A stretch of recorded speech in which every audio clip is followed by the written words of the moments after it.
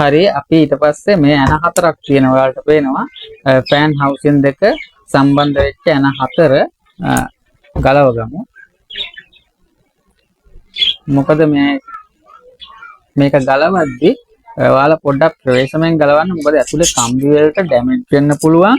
එහෙම ඩැමේජ් වුණොත් අපිට මෝටරේ නැවත අලුතෙන්ම දාන්න සිද්ධ වෙන්නත් පුළුවන්. ඒක නිසා මේ හවුසින් පළු දෙක වෙන් කරගනිද්දි පොඩ්ඩක් ඒ ගානේ සැලකිලිමත් වෙන්න ඕන ඔයාලා.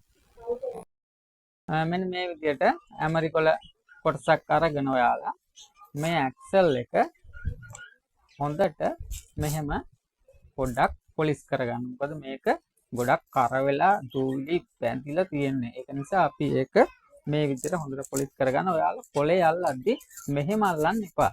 එහෙම ඇල්ලුවොත් මේක ඉරි වැටෙන්න පුළුවන් තාප් එකේ. ඒක නිසා මෙහෙම කරකවලම පුළුවන් තරම්